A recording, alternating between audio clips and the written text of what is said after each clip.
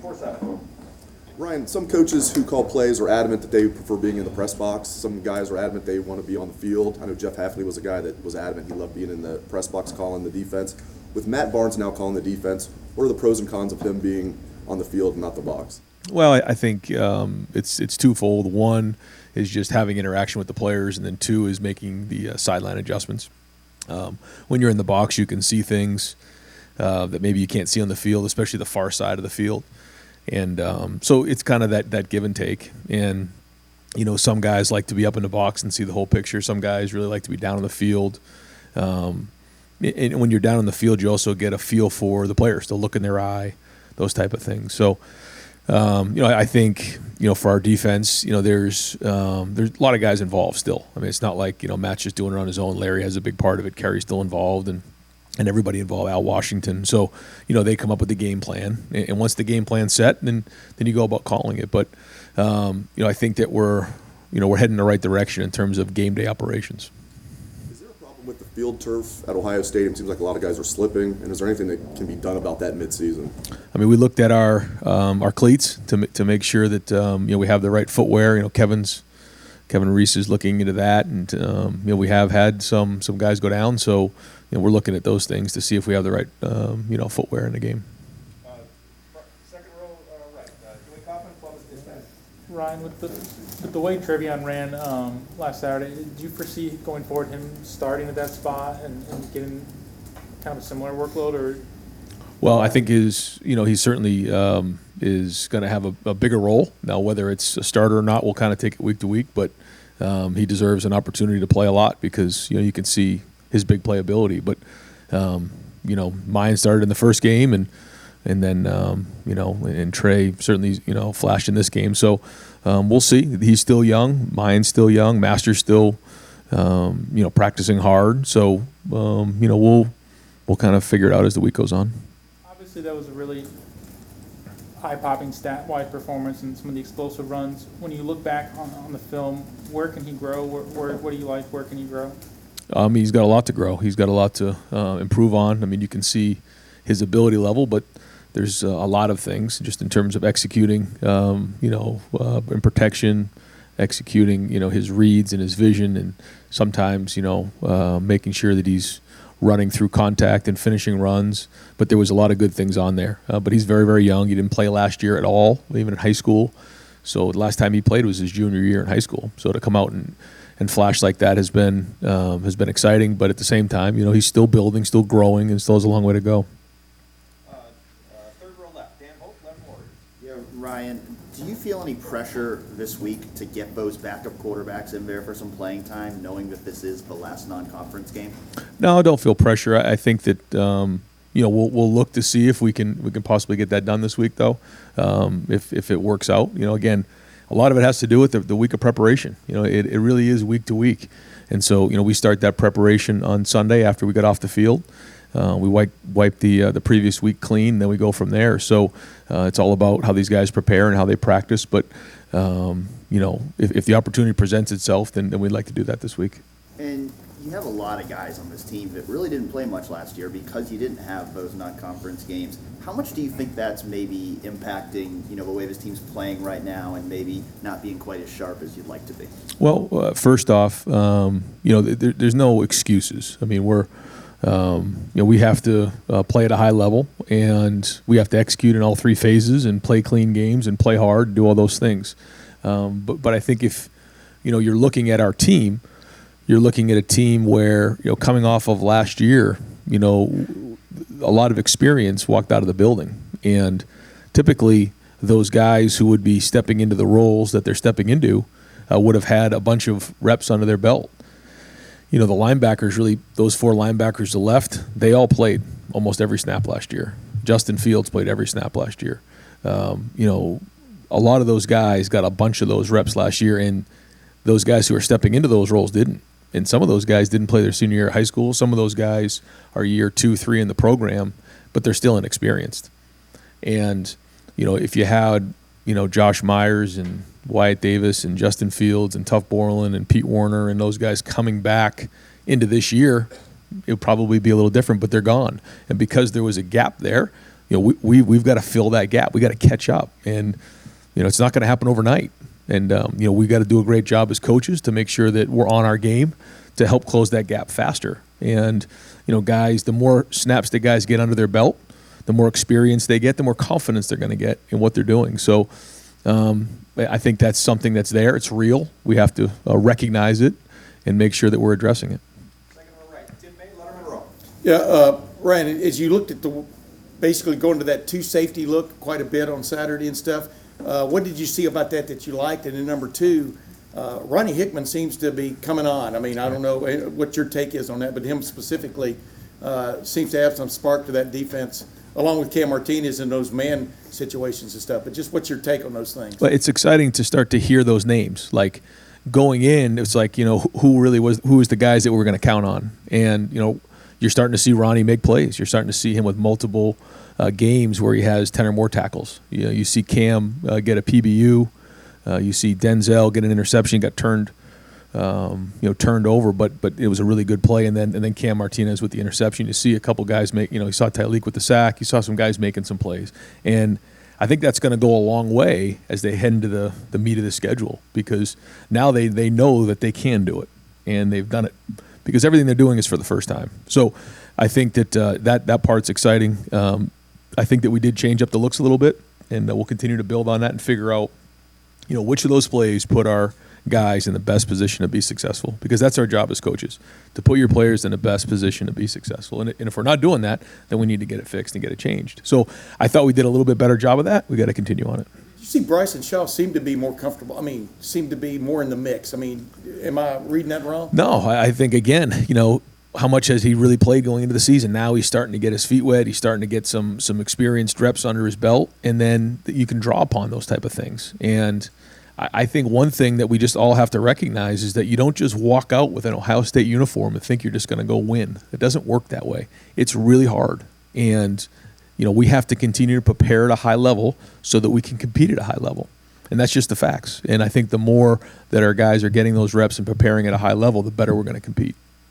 Second row left, Stephen Means, Cleveland.com. Ryan, just for the sake, CJ, obviously, he hadn't thrown a pass before he got into this season, but neither of those other guys. Would it be worth in a game like this, maybe in the first half, to get a guy like Kyle or Jack out there for a series, to go into that game with the purpose of maybe at the first series of the second quarter, I'm playing this quarterback, it's not going to be CJ? I don't know. I mean, I don't know about all that. We'll take a look at the week and see if there's a situation that presents itself that we may want to do something. We get some guys some reps because, like we're talking here, it's important. But I don't like the idea of just arbitrarily putting somebody in there in that spot. I think what CJ's done so far, he's had some reps that he wants back, but he's also had some really good reps as well. And I think when you look at his numbers, compared to some of the younger quarterbacks we've had, and he's young. I mean, he's like playing a true freshman. There's going to be growing pains along the way, and he's just got to learn from those and continue to grow. And those other quarterbacks have to keep coming, and if they keep practicing well, then they'll get an opportunity. Right next door, Stephen Means, Cleveland.com. I'm sorry, Nathan Barrett. There are a lot of questions. We're hard to tell us apart. Yeah. I get it. We both have red hair. With CJ, him talking about being sore after the game, just how do you sort of manage that during a week, and while also getting him the reps and stuff that he needs to keep developing? That's a challenge for sure. Is making sure that he gets the reps and gets the timing with the receivers that he needs, but then also, rests him, his shoulder and making sure that he's where he needs to be. So there's something there for sure that we have to continue to work through, and it's something that we're talking about a lot and trying to figure out. From your perspective, why has there been such a seeming lack of pressure from the defensive front? Is that just guys not winning one-on-one things? Is it schematic things that aren't coming together? What are you saying? I think a little bit of both, but I agree with you. It needs to improve. When you play with the four down front, you want to see disruption in the backfield, and so we're going to continually work on that and try to find ways to put them in the best position to be successful. But pressure does help. But like you said, there are some one-on-one situations that we just got to do a better job executing, and it's twofold. I think when the secondary's covering and making the quarterback hold on to that ball a little bit more, then that allows those guys to get home. I think we did cover pretty decent the other day, and so that's something that we'll spend a lot of time on this week and trying to get that fixed. Second row middle, Bill Rabinowitz, Columbus Dispatch. Yeah.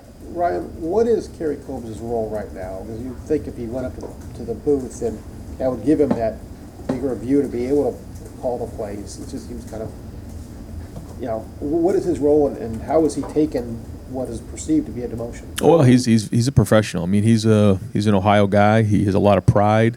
He's a tremendous coach and has an unbelievable record in terms of being a head coach. When he was in high school, and then certainly when he came here. And the guys he's developed and what he's done and been part of national championships, and he's proud. He's a proud Buckeye, and so he's done an unbelievable job in the last week of, just pushing forward. And I got a lot of respect for him, and he loves this place and wants to win, and he's working hard. He's still a big part of the defense, and still has a lot to do with it, and still sees everything through the eyes of the coordinator.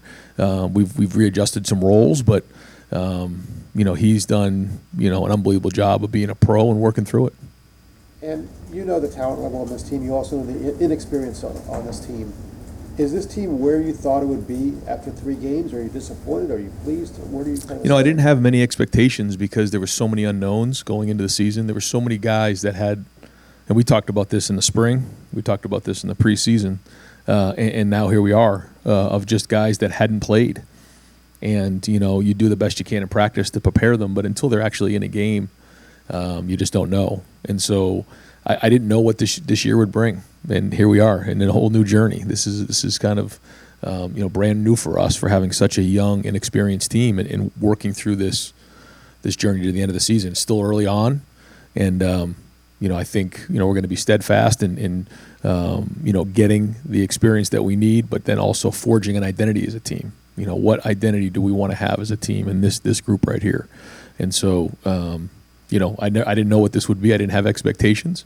I'm hopeful that we can keep working, and as we look back here in a few weeks, we can see a lot of growth, that we did a really good job of coaching and building guys up and teaching and stuck together when, it wasn't, these first few weeks haven't been ideal, but that's life too. Third row left, Bill Landis, The Athletic.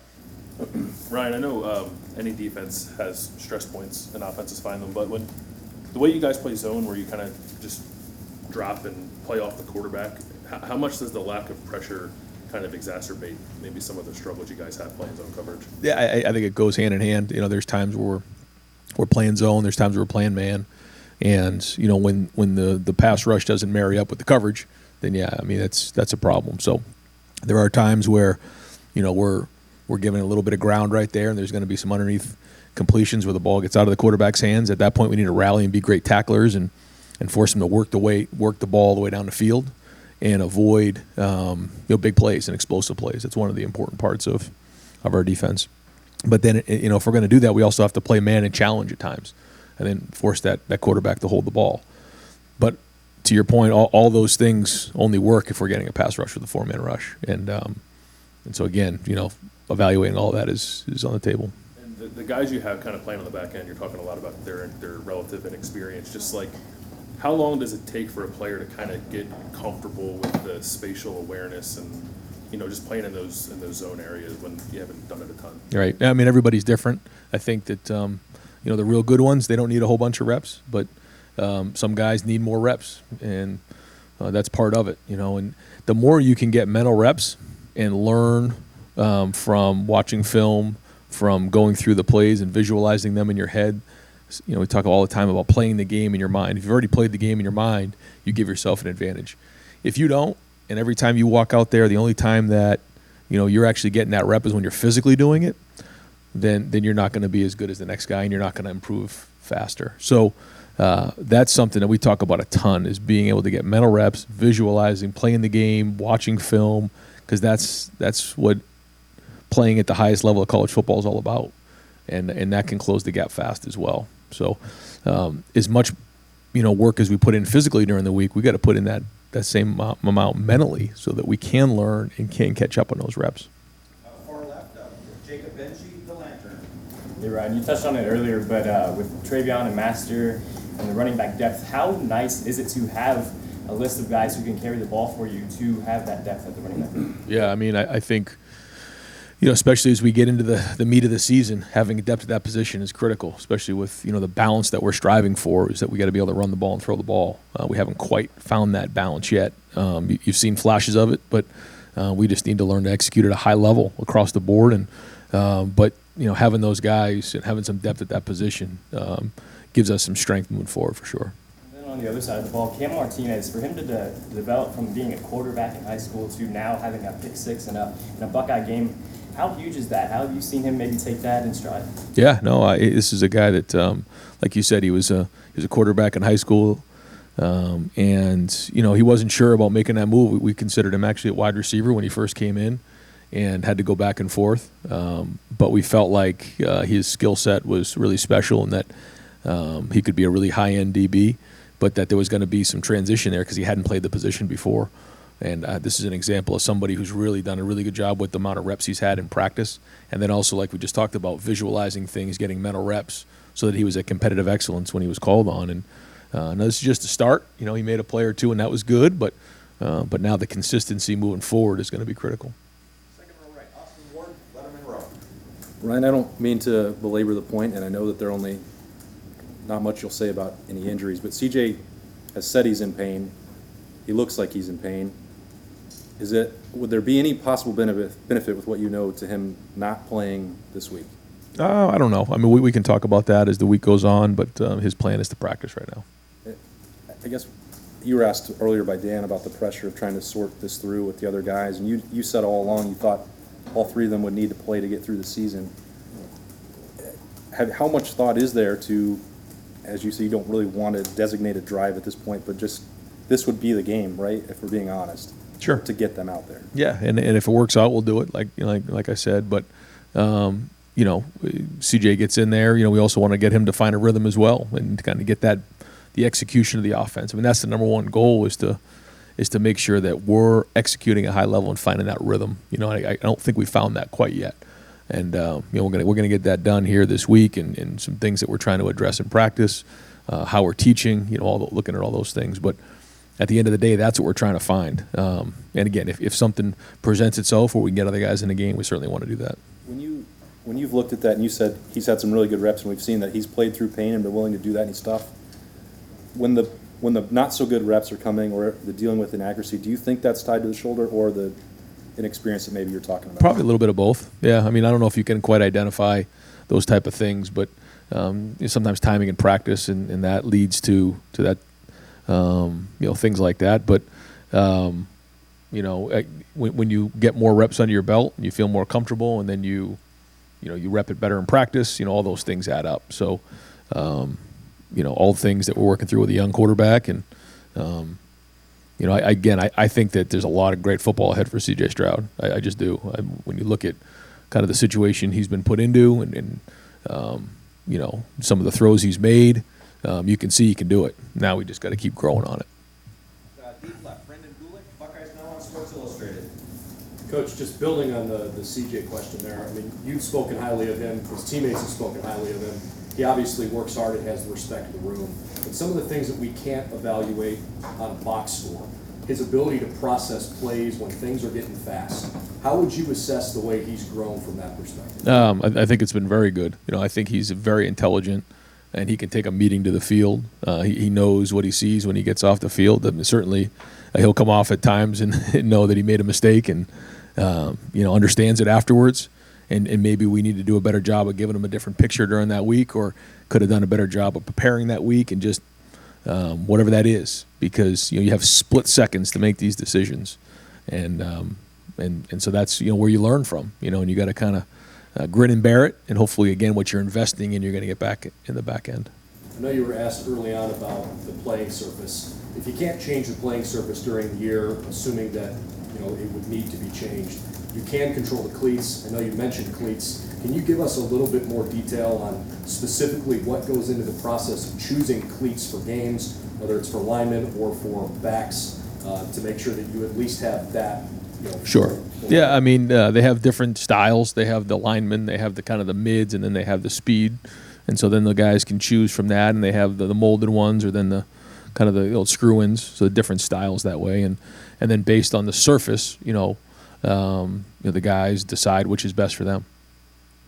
Third row right, Tony Gerben, Buckeye School. Ryan, when you've got young players who step up like Travion, Tyleek, and Denzel, Cam, how much do you then watch? We all look at the young guys and we see that. How much do you watch the veterans respond to them throughout the week in practice? Yeah, no, I mean, being a good teammate is something that is very important. And being a Buckeye and being proud to be part of the team is so important. And whether it's an older guy or a younger guy making plays, the better teammate you are really does matter. And so we've been talking about that a lot. You come to Ohio State sometimes because of your goals personally that you have, but then once you're here, you're part of the brotherhood, you're part of Buckeye Nation, you're part of what is bigger than just you. And that's why you play so hard, is for the guy next to you. And that's the message. And obviously, yeah, we look at that big time. If you see a response that you don't like, do you right away, or do you see how long it goes? I mean, if there's something we don't like, then there's a conversation that's had, yeah. But for the most part, I mean, guys, they're pulling for their teammates. There's a lot of pressure on these guys. I know that they have parents, and they have family, and they have media, and they have different people who have certain expectations. And if maybe they're not meeting some of those expectations, boy, it's hard for them. And there's a lot of things that coming at them right now. Certainly with name, image, and likeness, with the one-time transfer, there's just a lot going on, and what you could call a lot of noise. And so they have to filter that out, and that's where when they're in this building, we kind of call it the sanctuary. It's safe from all that stuff that's outside, and that we're all in this thing together, and that's why you play so hard. That's the idea. Fourth row middle, Pat Murphy, 24/7. Ryan, you've said when things go wrong, you look at coaching, scheme, personnel. I think we saw a little bit of all three of those things with changes you made, but has any one thing stood out these last two games when you looked at the film? If it was one thing in one area, yeah, I would say yes. I think it's a little bit of all three. Is finding the right guys in the right spots, which I think we made some good progress on. I think the scheme has been good at times, but I also think it could be better. And then the same thing with the coaching. I think that there's times where we can do a better job coaching it, for sure. And so we got to tighten up in all those areas. You mentioned identity and still looking for that. At this point in the season, is it disappointing that you haven't found that identity yet? Or with as many guys as you're playing and young guys, is that kind of expected, a fourth of a way through a season? I don't know if it's disappointing. It's just it's what it is. And the more we get out there, and like we said, the more guys who start to fit into those roles, and the more we start to get a personality, I think the more we're going to feel that. I think I have a really good idea of what it's going to be.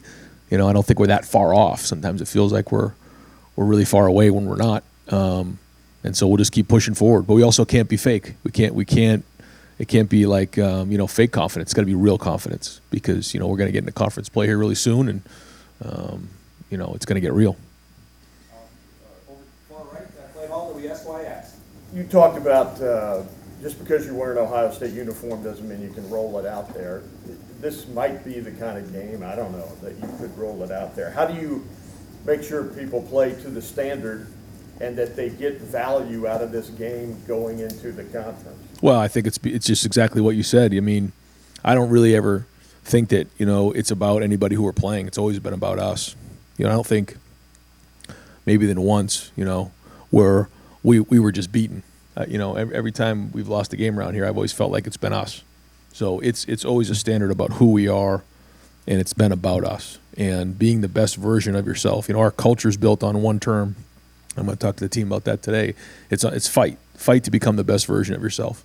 And we this week, that has to be the focus. Nothing else. Simply be the best version of you, the best version of this team that we can be. And if we do that, then we take the next step forward. How do we do that? And it's a fight. It's not easy. You got to prepare at the highest level you can possibly, prepare at, and then go put it on the field again. Because that's the test. How well did you prepare during the week? Depends on how you play on Saturday. Front row right, Dom. Coach, you mentioned the pressure these guys feel. No one has it more than the quarterback at Ohio State. Everyone in the state knows who he is. They talk about him. How do you feel he is handling that? And, you know, the great ones, for whatever, you know, they have it. Yeah. Do you see that in CJ? I mean, I think it's a work in progress. I think that there's, like you said, a lot of expectations and big shoes to fill. And I think in certain ways he's done that. In other ways, he's still trying to figure that out. I mean, that's just real. And I think he would tell you that as well. But,